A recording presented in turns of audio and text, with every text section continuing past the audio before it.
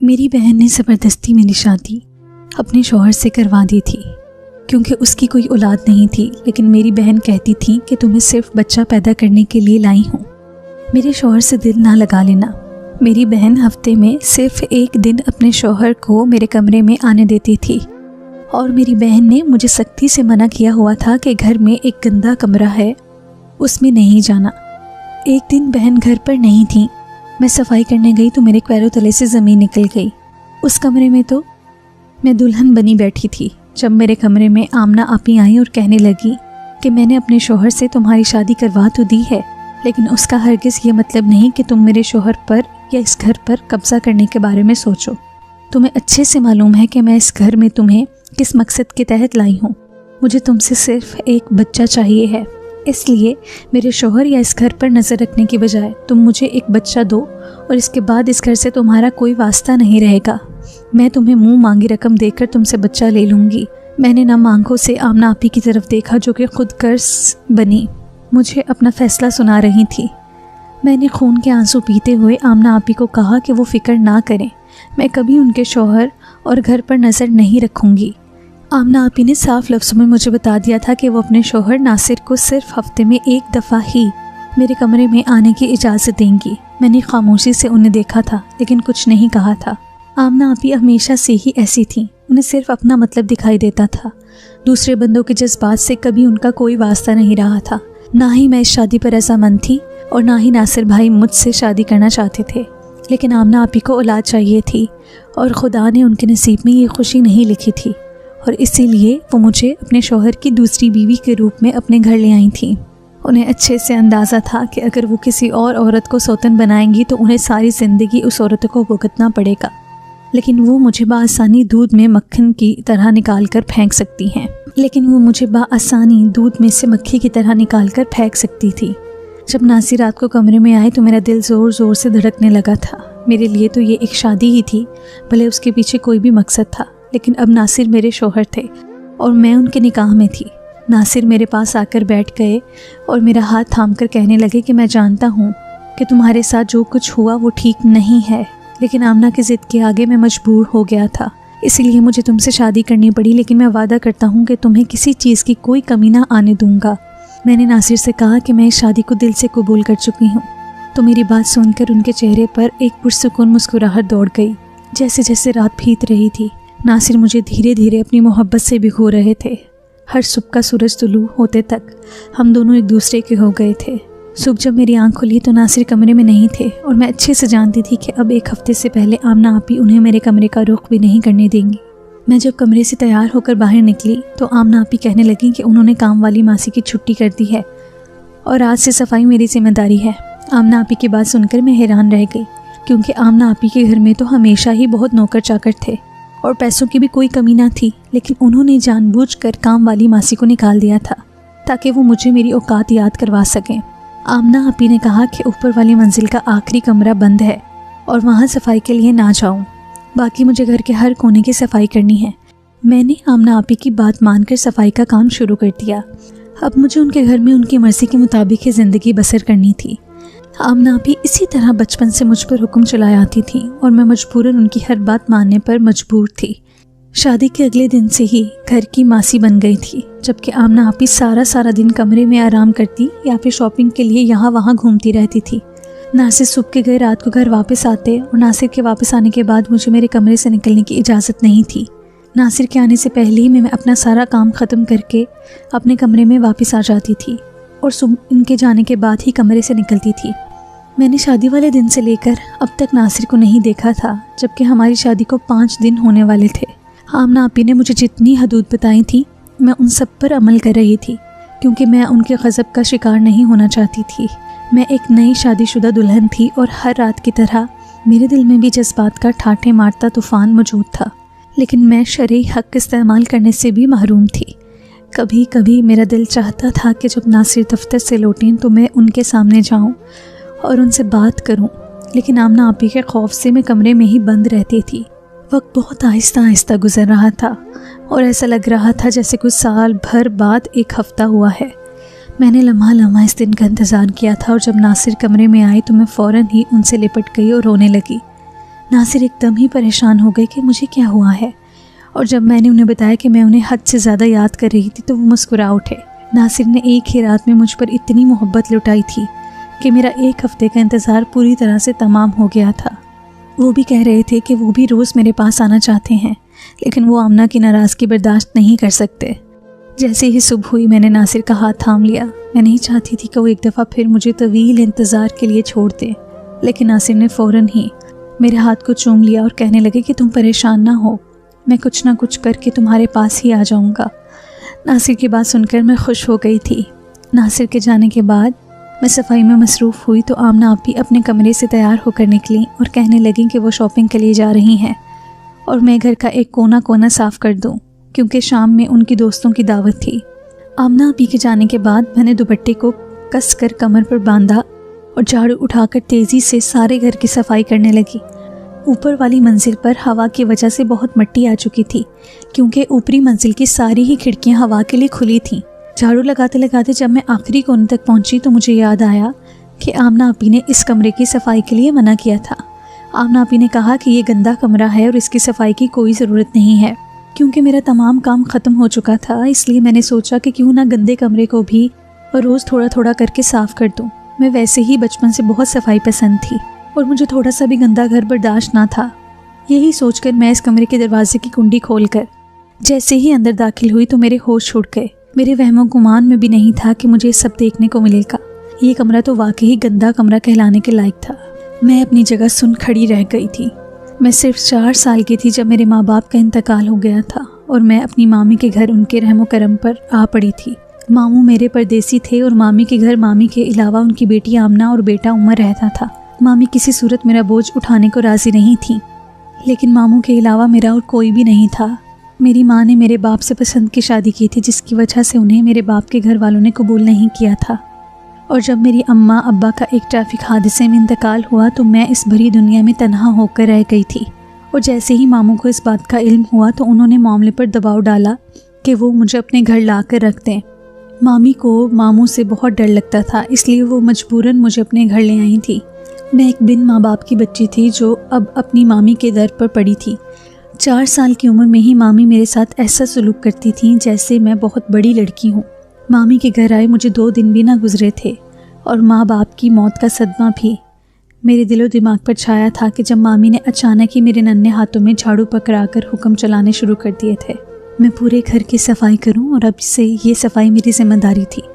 मामी की बेटी आमना आपी मुझसे उम्र में 5 साल बड़ी थी और वो उस वक्त 9 साल की थी, लेकिन इसके बावजूद मामी उनसे कोई काम ना कहती थी और घर का छोटा सा बड़ा काम मेरे सर पर डाल देती थी। मामी ने मेरा तालीमी सिलसिला शुरू ही ना किया था और मैं मामी की हर बात मानने पर मजबूर थी। मामू अगर इस मुल्क में होते तो शायद मामी का सलूक इतना बुरा ना होता। अक्सर ही मैं रात को बिस्तर पर सोने के लिए लेटती तो मेरे माँ बाप मेरी आंखों के सामने चले आते और मैं यही सोचती रहती थी कि अगर मेरे माँ बाप भी जिंदा होते तो मुझे आमना आपी की तरह पलकों पर बिठा कर रखते। मामी ने आमना आपी से कभी कोई काम ना करवाया था, बल्कि वो उन्हें इतना ज़्यादा सर पर चढ़ा चुकी थी कि आमना आपी हद से ज़्यादा बदतमीज़ और खुदगर्ज हो चुकी थी।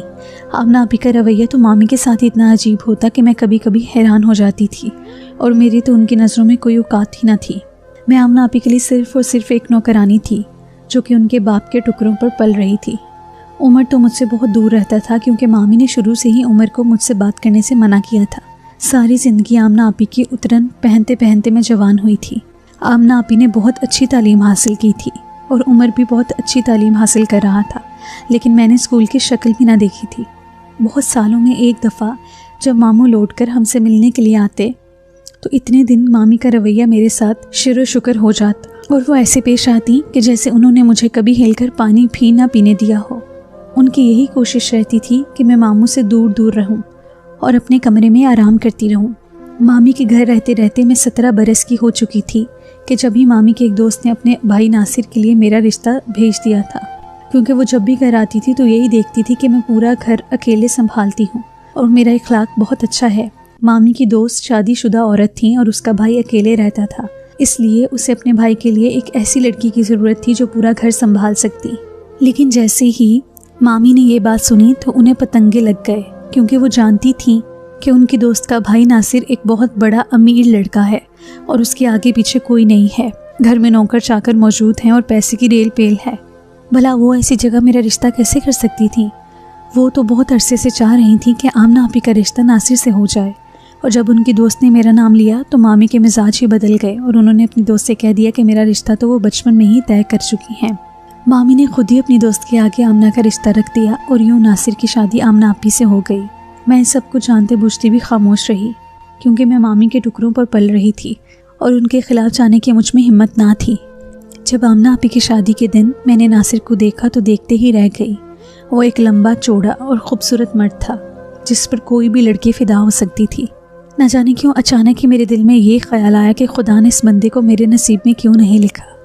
शायद खुदा ने मेरी बात सुन ली थी और कुछ ही सालों में नासिर को मेरा नसीब बना दिया था। आमना अभी जो पहले ही मुझे हकारत की निगाह से देखती थी, शादी के बाद तो वो मेरे साथ इस तरह पेश आने लगी जैसे वो कहीं की महारानी हो और मैं उनकी नौकरानी। आमना आपी की शादी को कुछ ही अरसा गुजरा था कि जब उन्हें इस बात का इल्म हुआ कि कुदरत ने उन्हें माँ बनने की सलाहियत से महरूम कर रखा है। ये बात जानने के बाद आमना आपी की हालत बिगड़ गई थी और वो बहुत ज़्यादा बीमार रहने लगी कि जब ही मामी ने उनके सामने ये रास्ता रख दिया कि वो नासिर की शादी मुझसे करवा दें और औलाद हासिल कर लें। वो दोनों माँ बेटी हमेशा ही से खुदगर्ज थीं। उन्होंने सारी ज़िंदगी कभी मेरे जज्बात की परवाह ना की थी और अब शादी जैसे रिश्ते में भी वो दोनों मेरे साथ अपना मतलब पूरा करना चाहते थे। आमना आपी कहने लगी कि अम्मा, आपने तो मेरे ससुराल में सबको यही बताना है कि नगीन और उमर के बचपन में ही मंगनी हो गई थी। तो मामी हंसकर कहने लगी कि जिस तरह हुई थी इसी तरह टूट भी गई। वो दोनों माँ बेटी खिलखिलाकर हंस पड़ी और मेरे दिल में जैसे किसी ने खंजर गोप दिया हो। उन दोनों के लिए मेरी ज़िंदगी से खेलना कितना आसान है। जब मामी ने मुझे बताया कि नासिर से वो मेरा निकाह करवा रही हैं तो मैंने मना कर दिया। मैं आमना आपी की सौतन नहीं बन सकती थी। उन्होंने सारी ज़िंदगी जिस तरह का सलूक मेरे साथ किया था, मुझे अपनी सौतन बनाने के बाद तो वो मुझ पर ज़िंदगी की पूरी तरह ही तंग कर देती। लेकिन मामी के आगे मेरे इनकार की कोई हैसियत नहीं थी और मुझे ज़बरदस्ती नासिर से निकाह करने पर मजबूर कर दिया गया था। मामी ने साफ लफ्ज़ों में कह दिया था कि अगर तुमने नासिर से शादी नहीं की तो अपना सामान बांधो और जहाँ जाना है चली जाओ, तुम्हारे लिए अब घर में कोई जगह नहीं। नासिर भी मुझसे शादी नहीं करना चाहते थे, लेकिन आमना आपी इस कदर ज़िद्दी थी कि उनके आगे किसी की ना चलती थी और यूँ मेरा और नासिर का निकाह हो गया और मैं मामी के घर से रुखसत होकर एक नई दोज़ख में चली आई थी, जहाँ आमना आपी मेरे वजूद को जलाकर भस्म करने के लिए तैयार बैठी थी। आमना आपी ने मेरे साथ वो सलूक किया था जिसकी मुझे उनसे तवक्को भी नहीं थी। घर की सारी साफ़ सफाई करने के बाद भी मुझे नासिर के दीदार तक नसीब ना होता। और ऐसे ही एक दिन जब मैंने सफाई की गर्ज से वो कमरा खोल दिया जिसे खोलने के लिए आमना आपी ने मना किया था, तो मेरे कदमों तले से ज़मीन निकल गई थी। वो एक छोटा सा कमरा था जिसमें एक तरफ बहुत सी टीवी स्क्रीन्स लगी हुई थीं और हर स्क्रीन पर मेरे कमरे के मनासिर आ रहे थे। मैं पढ़ी लिखी तो नहीं थी, लेकिन इतना ज़रूर जानती थी कि मेरे कमरे में कहीं ना कहीं खुफिया कैमरा मौजूद है जिसकी मदद से आमना आपी यहाँ बैठकर मेरे कमरे के मनासिर देख सकती हैं। और ये सोचकर ही कांप उठी कि वो मुझे और नासिर को एक साथ वक्त गुजारते देखती हैं। आमना आपी ने नासिर को हफ्ते में सिर्फ एक दफ़ा मुझसे मिलने की इजाज़त दी थी और इसके बावजूद भी वो हम दोनों पर इस तरह नज़र रख रही थी। मेरे वहमो गुमान में भी नहीं था कि आमना आपी इस कदर गिर भी सकती हैं कि वो मियाँ बीवी के मुकद्दस रिश्ते को इस तरह पामाल करेंगी। मैंने लड़खड़ाते कदमों से इस कमरे को वापस बंद कर दिया और अपने कमरे में चली आई। मेरा सारा काम ख़त्म हो चुका था और अब मेरा दिमाग काम नहीं कर रहा था। हर रोज़ कमरे में आने के बाद मैं नहा धोकर साफ़ सुथरी हो जाया करती थी, लेकिन आज मेरी हालत ऐसी थी कि मैं गंदे हाल में ही बिस्तर पर लेट गई। मुझे ये तक याद न रहा कि आज वो रात है जब नासिर को मेरे कमरे में आना है। मैं जानती थी कि औलाद होने के बाद आमना आपी मुझे खुद इस घर से निकाल देंगी, लेकिन मुझे हरगिज़ भी अंदाज़ा नहीं था कि वो इस तरह हम दोनों पर नज़र रखेंगी। मुझे वक्त गुजरने का एहसास भी ना हुआ था। मैं अपनी ही सोचों में इस कदर उलझी हुई थी कि कमरे का दरवाज़ा खुलने की आवाज़ पर चौंक उठी।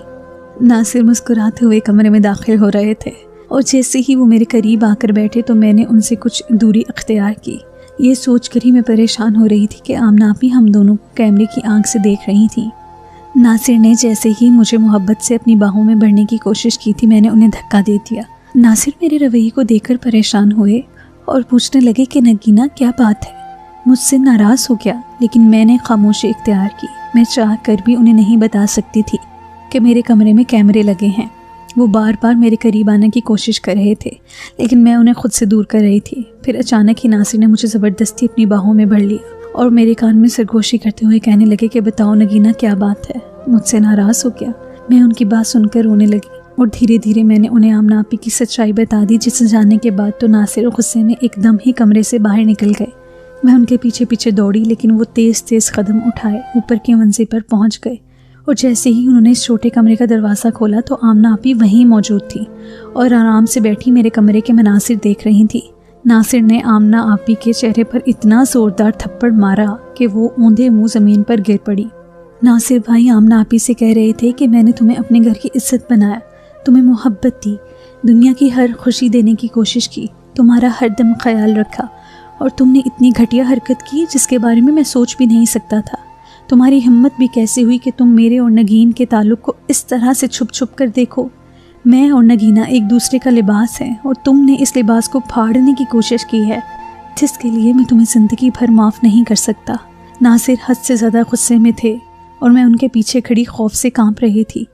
आमना आपी रोते हुए कहने लगी कि उन्हें डर था कि कहीं मैं नासिर को उनसे अलग ना कर दूँ, इसलिए वो चाहती थी कि हम दोनों एक दूसरे को वक्त ना दें और जैसे ही बच्चे की पैदाइश हो वो मुझे नासिर से तलाक दिलवा कर इस घर से दफ़ा कर दे। नासिर बहुत गुस्से में कहने लगे कि अगर मुझे तुम्हें छोड़ना होता तो मैं उसी दिन छोड़ देता जिस दिन मुझ पर सच्चाई खुली थी। मैं अपनी बहन को लेकर एक दिन तुम्हारे घर आया तो वो दरवाज़ा नगीना ने खोला और पहली ही नज़र में मुझे नगीना से मोहब्बत हो गई थी।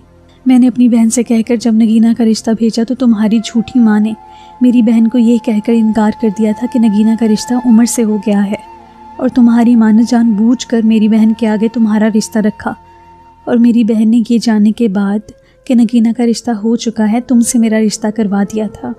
हमारी शादी के बाद जब मैं एक रोज़ तुम्हें छोड़ने तुम्हारे घर आया तो मुझे वापसी पर घर के बाहर ही उमर मिल गया था।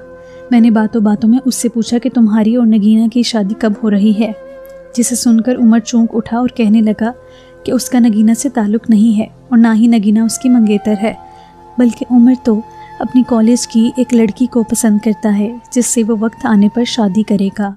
उसी रोज़ मैं जान गया था कि तुम्हारी माँ ने तुम्हें मेरे सर पर थोपने के लिए एक चाल चली है जिसमें वो कामयाब हो चुकी हैं, लेकिन सच जानने के बावजूद भी मेरे रवैये में कोई तब्दीली ना आई क्योंकि तुम मेरी बीवी बन चुकी थी। मैंने तुम्हें पहले की तरह ही इज्जत दी और तुमसे कभी इस बारे में एक लफ्ज़ भी ना कहा। वक्त गुजरने के साथ साथ मैं जान गया था कि तुम्हारे घर में नगीना की औकात एक नौकरानी जैसी है और जब तुम्हें इस बात का इल्म हुआ कि तुम माँ नहीं बन सकती हो तो तुमने एक दफ़ा फिर नगीना को इस्तेमाल करने का सोच लिया था। लेकिन मैं नगीना के साथ कोई ज़्यादती नहीं करना चाहता था, इसलिए मैंने उसके रिश्ते से इनकार कर दिया क्योंकि मुझे अच्छी तरह इल्म हो चुका था कि तुम एक खुदगर्ज़ और मतलबी औरत हो और औलाद हासिल करने के बाद तुम नगीना को इस घर से और मेरी ज़िंदगी से बाहर निकाल फेंकोगी। लेकिन तुम्हारी ज़िद के आगे मैं हार गया और ये सोचकर मैंने नगीना से निकाह कर लिया कि मैं उसे एक बेहतर ज़िंदगी देने की पूरी कोशिश करूँगा। लेकिन मुझे बिल्कुल इल्म नहीं था कि तुम इस कदर घटिया सोच की मालिक हो। मैं अब तुम्हारे साथ कोई ताल्लुक़ नहीं रखना चाहता, इसलिए बेहतर यही है कि तुम अपनी माँ के घर लौट जाओ या फिर सारी ज़िंदगी इसी कमरे में गुजार दो जहाँ तुमने कैमरे लगाकर हमारी खलवत में झांकने की कोशिश की है। नासिर के मुंह से अपने लिए मोहब्बत की बात सुनकर मैं हक्का बक्का रह गई। ये बात तो मैंने कभी सोची भी नहीं थी कि नासिर कभी इस तरह मुझसे मोहब्बत भी कर चुके हैं। आमना आपी नासिर के कदमों में गिर गई थी और रोने लगी थी, लेकिन नासिर ने अपना फैसला सुना दिया था जिसमें कोई गुंजाइश मौजूद नहीं थी। कुछ ही दिनों के बाद मुझे इल्म हुआ कि मैं माँ बनने वाली हूँ। खुदा ने मुझे ज़िंदगी की हर खुशी से नवाज दिया था और मेरी आजमाइशों का सफ़र ख़त्म हो चुका था। लेकिन आमना आपी की हैसियत इस घर में बाकी ना रही थी। वो खुद ही सारा दिन कमरे में बंद रहती और कभी कभी तो पागलों की तरह चीखने चिल्लाने लगती। हर जुल्म को ज़वाल है और हर जालिम को एक दिन अपना अंजाम भुगतना है। आमना आपी ने सारी ज़िंदगी मुझ पर जुल्म उठाए थे और अब वो खुद ही किस्मत की लिखी मार खा रही थी। अगर वो हम दोनों की खलवत में झांकने की कोशिश ना करती और मुझे मेरा सही मुकाम देती तो शायद उनके साथ ये सब ना होता। तो दोस्तों, ये थी आज की कहानी। अगर आपको आज की कहानी पसंद आई है तो इस वीडियो को लाइक कीजिए और चैनल को सब्सक्राइब कीजिए। बहुत शुक्रिया।